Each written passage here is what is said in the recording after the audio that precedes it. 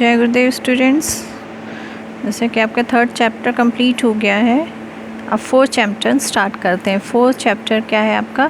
Using Python libraries.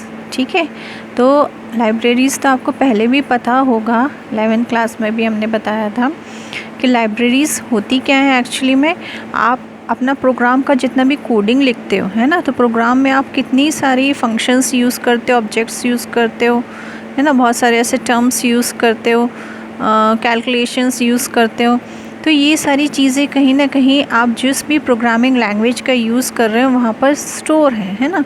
जैसे मान लो आप किसी क्लास में हो, अभी 12th क्लास में हो, ठीक है, तो 12th क्लास में आपके अलग अलग सब्जेक्ट्स होंगे, उन सब्जेक्ट्स की बुक्स होंगी, है ना। तो पर्टिकुलर 12th क्लास में जितने भी सब्जेक्ट्स हैं और उसकी अलग अलग आपकी बुक्स हैं, तो हर एक बुक में आपके चैप्टर्स हैं। तो मीन्स ये देखो कि आप सिर्फ आप बोल रहे हो आप 12th क्लास पढ़ रहे हो, मगर उसके अंदर भी आपका कितना डिवीज़न है, स्प्लिट है ना, सब्जेक्ट वाइज स्प्लिट है। सब्जेक्ट वाइज में फिर आपका स्ट्रीम भी है, और फिर उसके बाद उसके जो भी आप बुक यूज़ कर रहे हो उसमें चैप्टर्स है, चैप्टर्स में टॉपिक है ना। तो मीन्स कितना बड़ा कलेक्शन होता है ना। अगर आपको जैसे कोई भी एग्ज़ाम देना है या कोई भी टर्म्स आपसे पूछी गई है, तो आप वो किसी सब्जेक्ट से रिलेटेड होगी, उस सब्जेक्ट के अंदर जो चैप्टर उससे रिलेटेड होगी और उसके अंदर के टॉपिक से रिलेटेड होगी। ठीक है, इसी तरह से अब हम एक प्रोग्रामिंग लैंग्वेज की बात करें तो प्रोग्रामिंग लैंग्वेज में भी इसी तरह से बहुत सारे कलेक्शन होता है फंक्शंस का, ऑब्जेक्ट्स का, बहुत सारे टर्म्स का, जिसके थ्रू आप प्रोग्राम बनाते हो, क्रिएट करते हो। ठीक है, तो इसका इंट्रोडक्शन मैं इधर से स्टार्ट करती हूँ। You all must have read and enjoy the books, lot of books. ये वैसे ही एग्जाम्पल दिया जो मैंने अभी आपको दिया है ना। तो इसमें क्या है, अगर हम ये कहें कि 12th क्लास में मान लो आपको सीधे आप आओ और हम आपको पढ़ाने लग जाएं, है ना, सब कुछ हौच पौच कर दें, है ना, फिज़िक्स का, केमिस्ट्री का भी पढ़ाएं, हिंदी का भी पढ़ाएं, और सबको हम डिवाइड किए बिना ही कभी भी कुछ भी आपको पढ़ाने लगे तो आप क्या हो जाएगा, कंफ्यूज हो जाओगे, आप बहुत इन सारी चीज़ों को मैनेज नहीं कर पाओगे। आप सोचोगे अभी तो हम इंग्लिश पढ़ रहे थे, एकदम से हिंदी कैसे पढ़ने लगे, केमिस्ट्री पढ़ रहे थे, फिज़िक्स कैसे पढ़ने लगे, तो सब कुछ आपका मिक्सअप हो जाएगा, है ना। और ये क्या है, आप इसको याद भी नहीं रख पाओगे और थोड़े कंफ्यूज हो जाओगे। इसी तरह से प्रोग्रामिंग लैंग्वेज में भी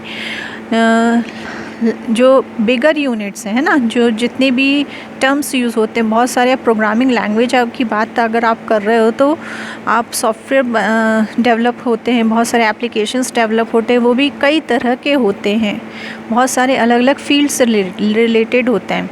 तो इन सारी चीज़ों की टर्म्स, कंडीशंस, फंक्शंस, जो भी उसमें स्टेटमेंट्स यूज़ होते हैं, तो उसका भी अलग अलग पैकेज होगा, है ना, मैनेजेबल पैकेज होगा। जैसे आपके सब्जेक्ट डिवाइड होते हैं, बुक्स डिवाइड होती है, तो उससे आप क्लियर रहते हो कि हाँ पर्टिकुलर सब्जेक्ट का दिन ये है तो इस सब्जेक्ट में हम यही चीज़ पढ़ेंगे, दूसरा सब्जेक्ट है तो उसके अंदर हम यही चीज़ पढ़ेंगे, तो ये क्लियर होता है आपको। इसी तरह से ये प्रोग्राम में होता है। Similarly in programming, if we create smaller handable units, these are called modules, है ना। तो ये जो smaller units जिसका हम यूज़ करते हैं अपने प्रोग्राम में, उसको हम मॉड्यूल्स कहते हैं। A related term is library here. Library means collection of modules, जैसे इधर दिया हुआ है। A library refers to a collection of modules that together cater to specific type of needs or application, है ना। तो एक लाइब्रेरी में बहुत सारे मॉड्यूल्स होते हैं और वो मॉड्यूल्स साथ में मिल के क्या करते हैं, जो भी हमारी पर्टिकुलर एक एप्लीकेशन की नीड है, स्पेसिफिक टाइप की नीड है या स्पेसिफिक टाइप की एप्लीकेशन जिससे रिलेटेड हम प्रोग्राम बनाना चाहते हैं, उसको पूरा करता है। ठीक है, a library refers to a collection of modules that together cater to specific type of needs और एप्लीकेशन। Example NumPy. नमपाई एक लाइब्रेरी है पाइथन की, caters to scientific computing needs, है ना। तो इसमें कैसी लाइब्रेरी है, इसमें वो सारे मॉड्यूल्स हैं जो हमें कौन सी ज़रूरत को पूरा करते हैं, जो भी हमको साइंटिफिक कैलकुलेशन करने, साइंटिफिक की कंप्यूटिंग जो भी करना है, वो सारी चीज़ हमको इस लाइब्रेरी के अंदर मिल जाएंगी।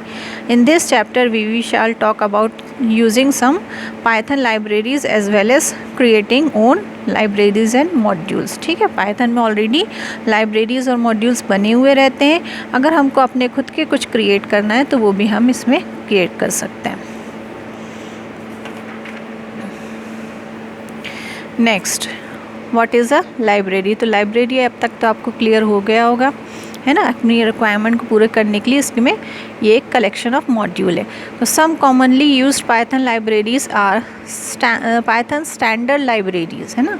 पाइथन स्टैंडर्ड लाइब्रेरीज में मीन्स में जो स्टैंडर्ड चीज़ें होती हैं, जो बेसिक हमको कॉमन हम प्रोग्राम में यूज़ करते हैं, है ना, जो हम बहुत सारे प्रोग्राम में हमें यूज़ करने की ज़रूरत होती है ना। जैसे एज अ स्टूडेंट अगर हम प्रोग्रामिंग सीख रहे हैं तो हमें जो प्रोग्राम हम क्रिएट करेंगे तो उसमें जो कुछ बेसिक जो मॉड्यूल्स हमको चाहिए तो वो हमको पाइथन की स्टैंडर्ड लाइब्रेरी में अवेलेबल होते हैं, है ना। जैसे मैथ मॉड्यूल हो गया, तो हमको मैथ का कैलकुलेशन करना है अपने प्रोग्राम में, तो इसके लिए हम मैथ मॉड्यूल का यूज़ करेंगे। C math module which provide mathematical functions for complex numbers से रिलेटेड अगर मैथमेटिकल फंक्शंस यूज़ करना है तो इसके लिए सी मैथ मॉड्यूल यूज़ करेंगे। Random which provide function for generating pseudo random numbers. Random numbers means जैसे अपन गेम्स की बात करें, है ना, तो गेम्स में क्या होता है, रैंडमली बहुत सारे ऐसे फंक्शंस यूज़ होते हैं जिसमें हमको रैंडम मॉड्यूल का यूज़ करना पड़ता है।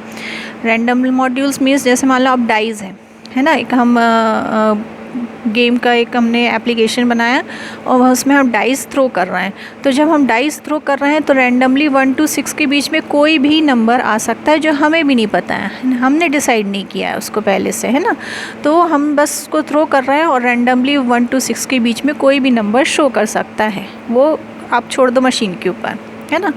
तो ये रैंडम मॉड्यूल्स के थ्रू होता है। Statistics module which provide mathematical statistics function. URL lib module which provide URL handling function so that you can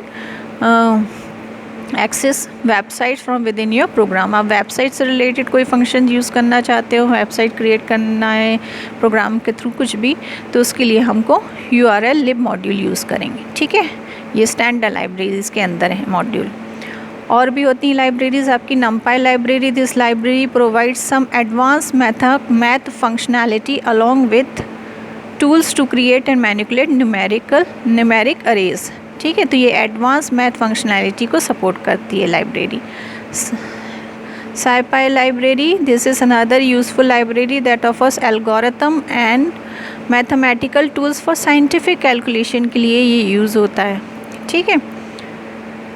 Kinter library, this library provides traditional Python user interface toolkit and helps us you to create user friendly GUI interface for different types of application। GUI interface means graphical user interface, है ना, जो जिसमें हमको ज़्यादा सिर्फ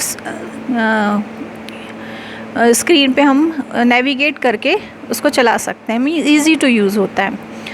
जैसे Windows है आपका GUI है ना, अगर कोई भी चीज़ आपको खोलनी है, ओपन करनी है, उसमें वर्क करना, तो सिंपल आप उसको नेविगेट करोगे, वहाँ पर जाओगे, क्लिक करोगे, ओपन हो जाएगा, है ना। उसके लिए कोई कमांड्स वगैरह लिखने की ज़रूरत नहीं है।